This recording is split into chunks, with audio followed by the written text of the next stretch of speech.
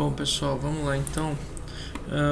Eu vou dar sequência, tá? Tinha liberado vocês na última aula. Eu vou dar sequência, tá? No material que a gente estava trabalhando. Deixa eu só verificar qual que era. Race Conditions, isso aqui mesmo. Bom, pessoal, é o seguinte. Eu vou aumentar um pouquinho o som do microfone para eu não poder gritar. Bom, só para a gente se atentar, né? O que estava ocorrendo, né? Nas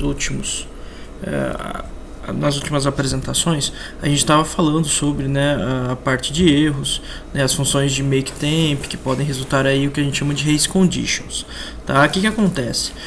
São retornos, tá? São execuções que podem causar vulnerabilidade, né, e instabilidade em serviços, instabilidades em sistemas, tá? Isso acaba criando aí o que a gente chama de vulnerabilidade pertencente ao kernel, tá? Por conta desses privilégios. Bom, então o que condensa, né? Qual que é a característica principal do race conditions? São erros de programação que vão ser definidos como uma situação onde alguém pode realizar, né, executar uma adulteração através de um determinado evento, tá? Esse evento ele pode ser implantado ou pós ou durante a execução, tá? Isso varia bastante, e essa condição de corrida, né, que a gente chama o race condition, ela vai garantir que essa vulnerabilidade ela esteja ativa ou presente durante, né, esse evento, tá? Condensando a ideia de eventos, eles podem ser desde um bloqueio ao acesso à memória, tá? Para que a vulnerabilidade ela permaneça ativa, tá? Então você consegue evitar que outro processo altere, né, ou ganhe posse, né, de execução, privilégio de execução, cancelando a vulnerabilidade, ou até mesmo uma entrada através de um acesso secundário, tá? Bom, e pensando nessa ideia de bloquear a memória, a gente tem que entender que a maioria dos sistemas compartilham, né, esse acesso, né, essa memória. E é claro que essa ideia acaba desenvolvendo um processo dentro da execução. Por exemplo, o gerenciamento de arquivo ele garante que você tem que, para criar um arquivo, para ler um arquivo, para executar um arquivo, para excluir um arquivo, para modificar um arquivo, você tem que ter privilégios, correto? Então, em tese, o sistema ele consegue bloquear isso em execução. O que difere no momento de escrita e leitura em memória, porque a escrita e leitura em memória é feita com root, ou seja, com kernel máximo, né? Não é o usuário que executa, mas sim o sistema em si atribuído aí a um usuário, um super usuário, tá? Por isso que a gente fala que esses eventos de bloqueios, tá, ao acesso à memória, acabam gerando essa possibilidade e possibilitando a manipulação de determinados arquivos dentro do sistema. Essa race condition gera uma lacuna de vulnerabilidade, tá? Isso a gente vai provavelmente citar lá na frente, mas é interessante que a gente entenda que todo recurso computacional que é compartilhado ou que gera, né, uma sequência de atributos ou atribuições, ela obrigatoriamente vai passar por uma vulnerabilidade ou por um processo onde vai gerar eventos de race conditions, tá? Bom, aí a gente tem aqui um exemplo banal de race condition que está lá no livro do Ryan Russell, né? Um caso ocorre quando entre as verificações de existências de um nome, né, de um arquivo e a criação do arquivo. O que acontece? Quando você atribui uma ação de busca na memória, você está percorrendo, né, um espaço de endereçamento. E ao mesmo tempo, posteriormente, validando as possibilidades, você vai lá e cria esse arquivo, né? Então você tem aí uma race condition durante esses dois processos, tá? O que constata é que existe uma limitação da quantidade máxima de nomes desse arquivo que podem resultar ou ser retornados, tá? Através de um retorno, né? Através de uma solicitação, tá? E aí a gente dá o nome, né? Indica a race condition chamada de ataque de link simbólico, ou seja, de redirecionamento, tá? Então, quando ele cria, ele linka, né, uma determinada busca para uma determinada ação, tá? E aí, com isso, a gente tem o que a gente chama bugs de validação de entrada. Essa race condition, ela geralmente é atribuída de forma direta, tá? Dentro do sistema. Então, o sistema ele já prevê isso, tá? Ele já meio que manipula de uma forma que vai determinar isso aí pra gente. Então, é um tipo de problema que pode resultar na vulnerabilidade, por exemplo, de uma string de formato, ou seja, de uma leitura, de uma entrada, de um registro. Tá? Essa vulnerabilidade de string de formato ele vai consistir na atribuição ou na transcrição de passar vários especificadores de strings, como por exemplo porcentagem i, que são inteiros, mas é claro que a leitura é de um valor inteiro, mas na hora de armazenar isso em memória é uma string, ele converte isso, ele não armazena como inteiro, ele armazena como um caractere. A hora que ele retorna para o sistema, ele retorna fazendo a conversão do string para inteiro, tá? E é o mesmo que uma outra funcionalidade, como por exemplo a possibilitação de uma leitura múltipla, tá? E o que infere esse tipo de recurso de condição de corrida para essas validações de entrada? É que passivelmente vai ocorrer falhas, vão ocorrer vulnerabilidades que serão determinadas através do método executório, tá? O método de execução. Então, para um programa possivelmente resultando na execução do código, ele pode gerar o que a gente chama de bug, tá? Por isso que se fala assim, nossa, aquele jogo está com bug. Por quê? Durante a leitura ou escrita daquela informação que está em memória, teve um erro ou teve um sobreposto e aí o jogo cracou, ou seja, ele ficou meio falho naquele trecho. Pode ser parte gráfica, pode ser motora do jogo, pode ser renderizando, pode ser até uma validação de entrada. Às vezes a ação, por exemplo, da chave de acesso para uma porta no jogo não bater. Por quê? Por um erro, por um bug do jogo, você tem essa vulnerabilidade, tá? Bom, a inexistência de uma validação de entrada pode permitir que usuários explorem programas. Então, que é aquela ideia do você craquear algo, né? Se você não implementa junto com o sistema métodos que vão validar, né, as ações, você acaba permitindo ou facilitando que ele possa fazer mudanças no código a partir de alterações de arquivos primários, como DLL ou algum arquivo de registro do software, tá? Bom, a gente tem algumas referências, tá, como executáveis de raiz, que é o setRID, que são execuções advindas do root, né, ou seja, do super usuário, tá? Então com privilégio máximo. Interfaces de aplicação web, que também podem ter, né, validações de entrada e podem gerar bugs se não forem bem implementadas. Execuções de comando SQL arbitrário, tá? Na comunicação entre esse front-end e o back-end, porque na ideia do conceito, por exemplo, web, o front, né, a parte frontal é a parte de interação, de acesso. Se essa comunicação entre o front e o back não tiver de acordo ou não tiver uma validação, pode ser que tenha aí um equívoco na hora de traçar, por exemplo, essa comunicação e permitir aí uma vulnerabilidade, tá? E aí fazendo-os funcionar mal, ou seja, possuindo uma má execução do script, tá, de comunicação, e aí inadequando esses parâmetros que são passados, tá? Bom, alguns executáveis, né, de raiz, né, o setRID, eles conduzem a exploração por executar códigos de privilégio de usuário root. Como assim? Por exemplo, se eu venho, que eu vou sair aqui, mas se eu venho no meu terminal, né, e executo, por exemplo, um list, ele vai me trazer aqui as informações que eu possuo. Só que eu estou como usuário da máquina, eu não estou como root. A hora que eu venho e dou um sudo su de super usuário, ele vai me pedir uma senha. A hora que eu digito essa senha, você observa que agora eu estou no modo root, tá? Antes eu estava como profkend, que é o usuário, e aqui é o registro nome máquina, e aqui eu estou no outro usuário que é o super usuário da minha mesma nome máquina, tá? Ou seja, desse equipamento.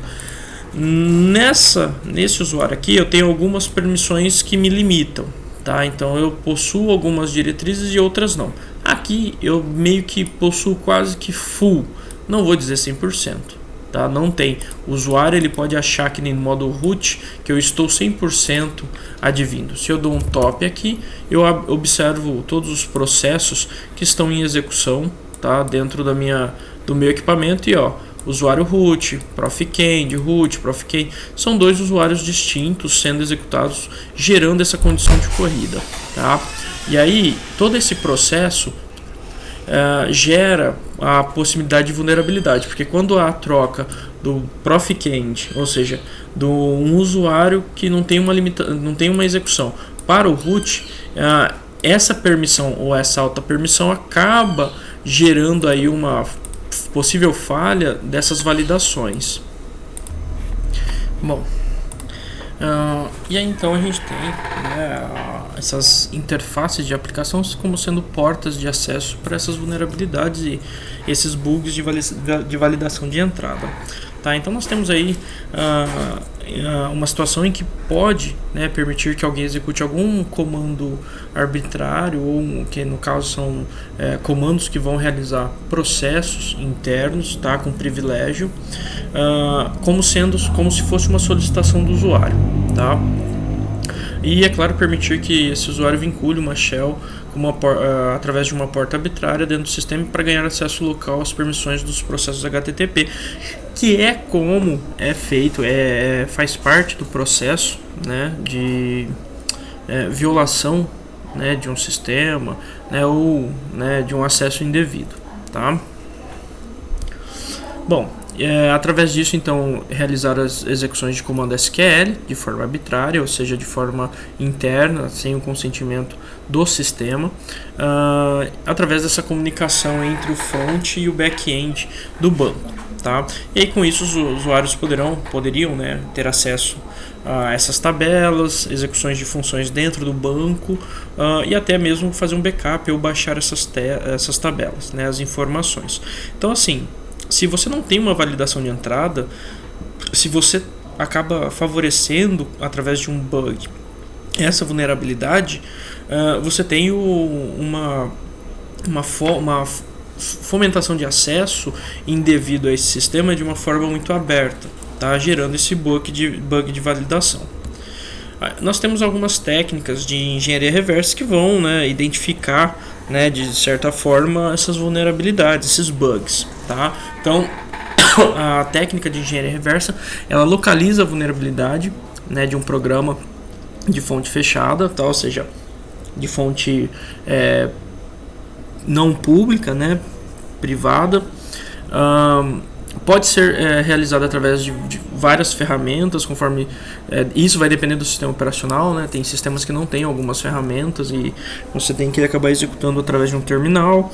Em geral, começam algumas de monitoramento, né? Então, a princípio, as técnicas de engenharia reversa vão sempre iniciar com o monitoramento do sistema. Então, ele vai identificar primeiramente como ocorre, né? Qual o fluxo de execução, para depois o pentester ou a pessoa que executa a técnica possa, né, detalhar as formatações de acesso, fluxos de execução e assim por diante.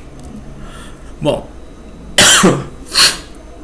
uma exceção é se o programa for um programa de rede. Tá? Aí nesse caso já vai direto para o que a gente chama de sniffing.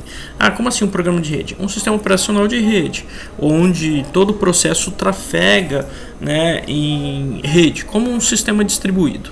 Tá? O sniffing é uma ferramenta, tá, de busca de dados de validação, ou seja, ele identifica o pacote que está sendo enviado na rede com o pacote que chega. Tá? Então ele faz essa validação de se o pacote que foi enviado é o mesmo que chegou. Tá? Com isso, pessoas de má fé acabam utilizando o sniffing para capturar certos dados na rede, tá? O tráfego. Nós temos outras ferramentas também que valem a pena, né, registrar aqui, como ferramentas de engenharia reversa, como o FileMon e o Regmon. Tá? A gente tem, né, isso está dentro do capítulo 5 do livro, tá? No subitem de diferenciação, tá? Onde a gente cita, né, esses dois programas, né, essas duas ferramentas. Tá? Mas é um monitoramento tanto de arquivo quanto de registro. Tá? Então, ó, eles vão permitir monitorar, além dos programas que estão em execução, né, para ver quais arquivos estão sendo buscados dentro desses programas, como também os registros, né? E se o programa está lendo ou gravando, ele vai identificar, né? Ele fez uma escrita aqui, não, ele fez uma leitura. Em qual área ou qual região do diretório está o arquivo, né? Então ele te traz vários processos. Então, assim, durante um uso do sistema, você consegue coletar várias informações e você consegue observar como se fosse um radar. Tá? Você inicia, ele começa a vasculhar durante, né, as presenças de ação dentro desse sistema.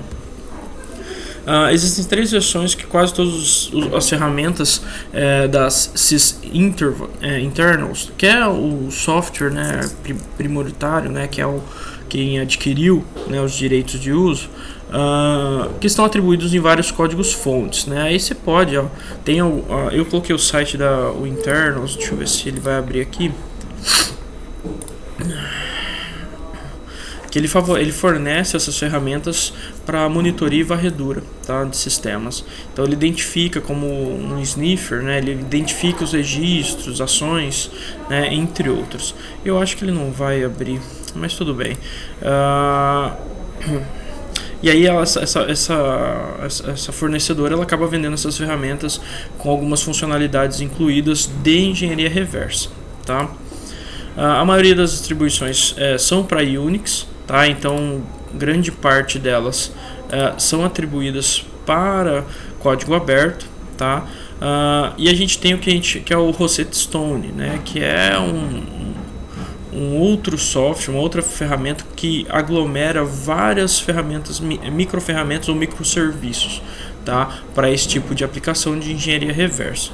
Deixa eu ver se já abriu, mas eu acho que não sei se vai permitir, eu não sei se é a minha internet, tá? Deixa eu abrir esse aqui também. Beleza, a Rosetta ela abriu. Bom, aqui você vai verificar, né, quais os sistemas que estão validados. Você consegue ter algumas atribuições, né, ele te dá alguns processos. Tem várias coisas que, né, estão diretivas, né, de execução, mas se eu não me engano aqui no Linux, ó. Então ele te dá aí a lista de comandos de execução, as atribuições, né, que você consegue. Deixa eu ver o que mais aqui. Aqui, ó. Então você tem desde o Red Hat, Debian, que é do Ubuntu, o Gentoo, Fedora, Mandrake ou Mandriva, né, e o SUSE, tá, da SUSE. O que acontece? Esse Rosetta ele está presente em grande parte, né, das distribuições principais. Tá? E aí você tem mais ou menos uma ideia, né, das funcionalidades. Aqui nós temos as leitura, né, de disco, ou seja, identificação de disco, gravação, identificação de partição, todas separadas, né, por regionalidades, né, de acesso que cada ferramenta vai atribuir. Tá? Que são as execuções, as tasks, né, de acordo com os sistemas que estão embutidos. Tá? Então você tem muita funcionalidade que você pode executar, tá, dentro dessa ferramenta do Rosetta Stone. Tá? Bom, não vai abrir o do Winter, mas tudo bem. Então existe uma grande quantidade de ferramentas de rastreamento dentro do Rosetta Stone, que é um aglomerado de funções, de ferramentas. Bom, na ferramenta Unix a gente tem alguns que já meio que são consagrados, né? O Trace, o Strace, o Ktrace e o Truss. Tá? Essas quatro ferramentas Unix são monitorias de engenharia reversa. Tá? Então, no exemplo que a gente dá aqui, a gente tem o Strace do Linux Red Hat. A tarefa desse Strace é mostrar as chamadas do sistema, ou seja, tudo que o kernel, tudo que o sistema solicita ou lê e escreve dentro das suas atribuições. Tá? E aí, é claro, ele vai guardar os parâmetros que estão sendo encaminhados. Tá? Bom, pode então se aprender muito sobre o programa de rastreamento, né, como ele vai funcionar, e aí o livro, né, do Ryan Russell, ele vai demonstrar, né, a ferramenta busca, né, qual o tipo de foco de rastreamento que ele vai atribuir. Isso daqui é o seguinte, pessoal, toda ferramenta de rastreamento gera log, tá? Toda. Então, independente se é o trace, strace, ktrace ou truss, vão gerar logs, e esses logs estarão armazenados todas as chamadas dos sistemas e os seus determinados parâmetros. Então, se por exemplo houver uma solicitação de acesso de usuário, dá para identificar pelo login e senha, né? Login password ou user password, e aí a gente consegue buscar esses parâmetros e dessa forma roubar ou, né, identificar e registrar esse login, né, esse acesso, para usar novamente, né, de forma ilícita. Bom, então para um programa complexo estaríamos procurando arquivo em arquivo temp de nome fixo ou leitura de arquivos graváveis, né, que são, aliás, graváveis, que são arquivos que geram informação e que precisam ser armazenados. Tá? E nesse caso quaisquer chamadas do tipo exec ou de execução. Aí isso em técnicas de engenharia reversa. Nós temos o que a gente chama de pesquisa de código binário, que aí já é uma coisa mais aprofundada. É o rastreamento de execução de um programa, porém através do código binário. Então é uma ferramenta que vai executar isso, é o truss lá da Solaris e o strace, que é do Linux. Tá? Ele vai rastrear então como a execução do programa interage com o sistema operacional. Então, no caso anterior, nós vimos que era uma atribuição do kernel a busca de algumas o monitoramento, né, o rastreio de algumas informações dentro do sistema. Aqui é a execução de um usuário dentro do sistema operacional. Tá? Então ele também vai rastrear e monitorar e registrar tudo e qualquer movimentação que tenha dentro do sistema. Bom, essa pesquisa de código binário às vezes atribui, né, as variáveis de ambiente. Tá? Então ela busca através desses registros de ambiente do sistema, que são extraídas pelos programas, que podem ser reveladas como flags da ferramenta de rastreio. Flags são as indicações. Tá? E é claro, os endereços de memória podem ser revelados, né, através desses acessos, né, desses rastreios. Bom, rastrear então o programa através de sua execução pode revelar informações sobre a vulnerabilidade de certos pontos do programa. Tá? É claro que o rastreio, né, ou seja, você identificar o processo do início ao fim, acaba revelando informações que estão ocultas para o usuário. Tá? Ele não sabe, é igual o método POST. Você faz o login através do método POST, você não sabe qual é o nome do atributo ou o nome do registro de armazenamento. Já o método GET não, ele passa isso através do L, então você visualiza, né, essa instrução. Tá? Então dessa forma, através de uma pesquisa de código binário, esse rastreio é feito em background. O uso do rastreio então pode determinar onde e quando a vulnerabilidade ocorre. É claro que aqui eu estou atribuindo a ferramenta de forma benéfica, né, e tentando identificar as possíveis falhas de vulnerabilidade. Nós temos também uma sequência dos depuradores, tá, que são os debuggers. É um método de pesquisa de vulnerabilidade dentro de um programa. É como se você estivesse debugando o programa linha a linha, ou código a código, tá? E durante a sua execução, várias implementações de debuggers são gerenciadas. A gente tem o GDB, né, que é o GNU Debugger, que é uma ferramenta que vai vasculhar isso. É claro que você precisa alimentar com algumas informações para ela poder criar tipo um parâmetro. Tá? Eles vão controlar o fluxo de execução enquanto o programa é executado. Então, esses depuradores, o programa inteiro pode ser depurado ou parte dele. Esses debuggers, né, os depuradores, eles podem ser de formato geral, mas também podem ser através de uma atribuição específica. Só quero fazer debugger na hora em que o meu sistema registra algo, ou na hora que ele coleta, né, instancia lá uma solicitação para o servidor de busca e assim por diante. E vão exibir informações como quais registradores, endereços de memórias e outras informações que podem levar à descoberta de um problema explorável, como por exemplo identificação de portas e assim por diante. Eles param em certos pontos da execução, mudam as determinações de variáveis e assim alteram dinamicamente o código da máquina em alguns casos. Os depuradores, como é uma prática de teste, né, é como se você chegasse numa variável e fosse testando os valores que ela absorve, até encontrar uma falha, uma possível falha de entrada. Tá? Então, depuradores também podem ser realizados com essa manipulação de dados durante a execução. Nós temos outra situação que são os desassembladores. Tá? O que acontece? Ele obtém o código binário e transforma em alguma linguagem de mais alto nível, por exemplo, uma linguagem C da vida ou um Python. Tá? Mas como a gente está falando sobre recurso de conversa, ou seja, mais máquina, o mais próximo que se tem de uma linguagem primitiva como a binária é o assembly. Tá? Então, geralmente eles transferem essa prévia programação através da linguagem assembly. Por isso que chama-se desassembladores. São ferramentas que vão captar os códigos binários e transformar na linguagem assembly para que você possa identificar inputs, outputs, alocações de memória, algo do tipo, ou códigos, comandos e assim por diante. É preciso ser capaz de se ler o código em assembly. Você tem que ter conhecimento de assembly para utilizar os desassembladores. Tá? Um desassemblador para o Windows é o IDA Pro, tá? Da Data Rescue. Não sei se ainda existe, tá? Mas ele era o principal. Deixa eu copiar aqui, vamos fazer uma busca.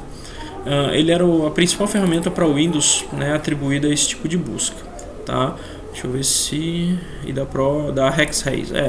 Acho que essa empresa acabou adquirindo, né, o IDA Pro, mas ele faz, através de códigos binários, ele vai lá e converte, né, para uma linguagem um pouco mais de alto nível, que você consiga identificar, né, as atribuições fora dessas codificações binárias.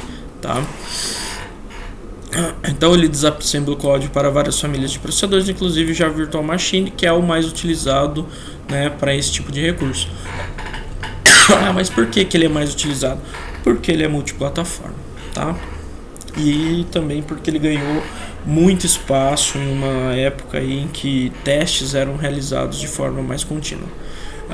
Bom, então nós temos a versão de avaliação, né, através da Data Rescue, mas já não é mais. Tá? Então não sei se já ainda tem, tá? Mas você ainda tinha aí, que é aquele versão trial. A Soft Ice da Numega também faz, tá? Tem algumas, deixa eu ver se vai abrir, mas acho que vai. Deixa eu ver. Não vai. Página não encontrada.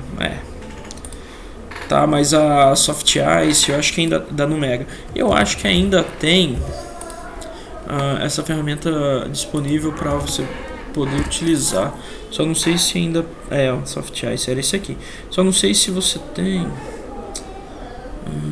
aqui, os depuradores, é um depurador de modo kernel, de DOS, Windows.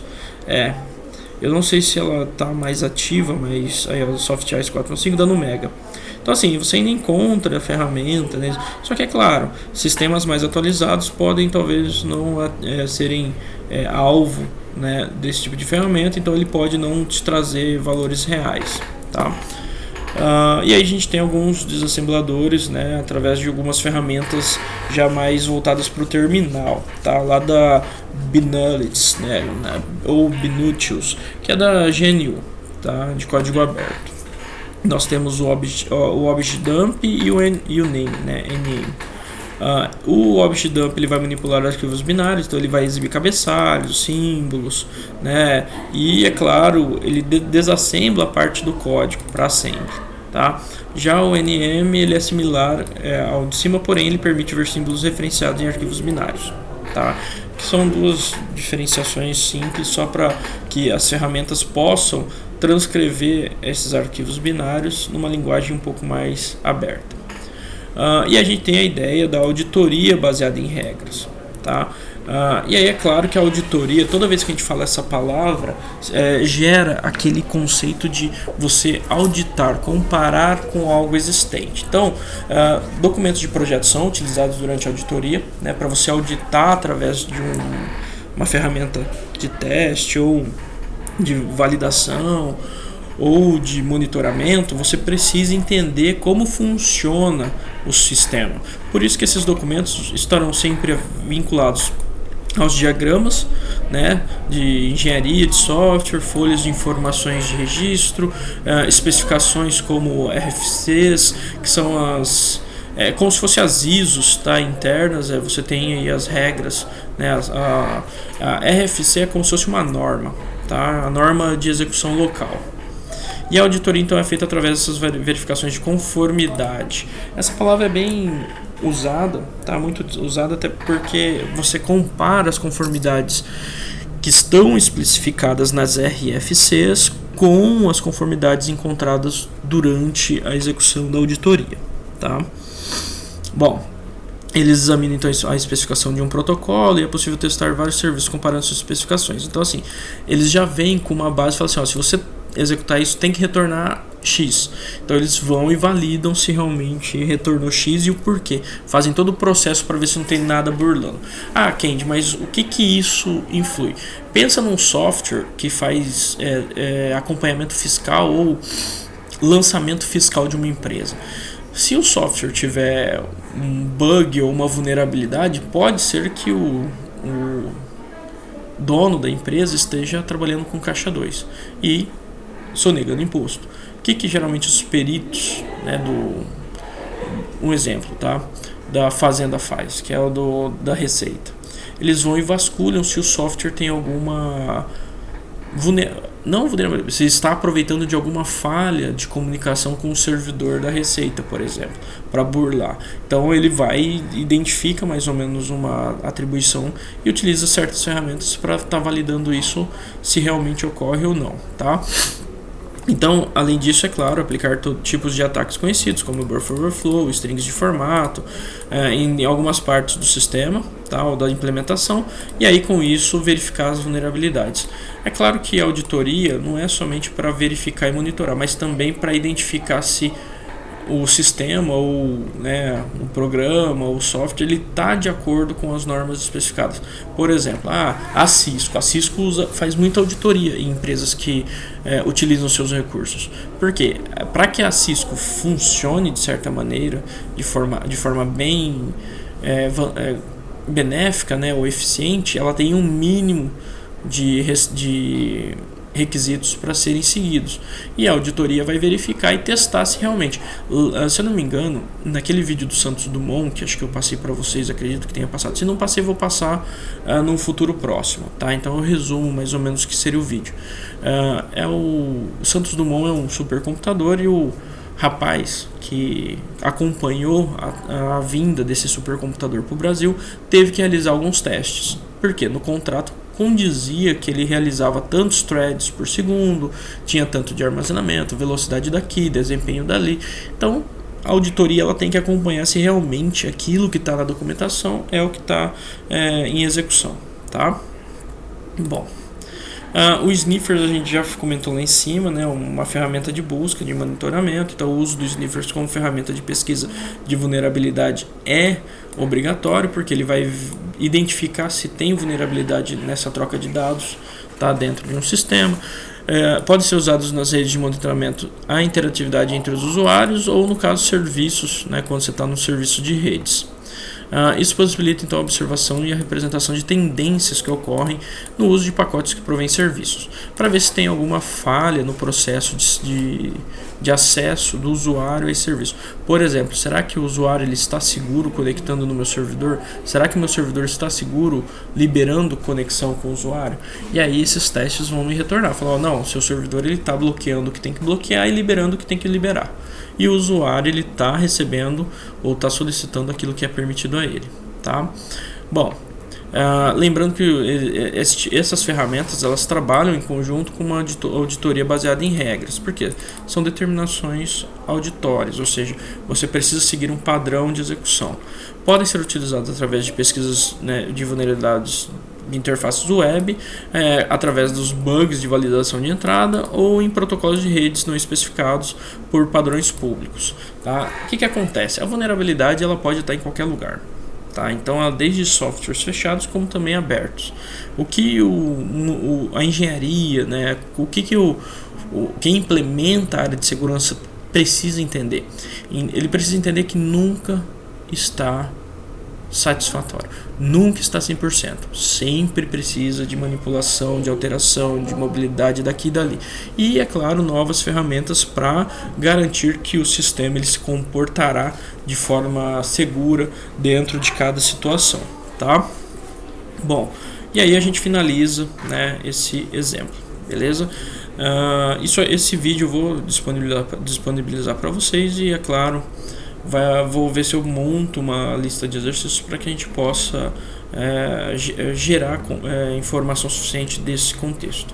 Beleza, pessoal? Até a próxima.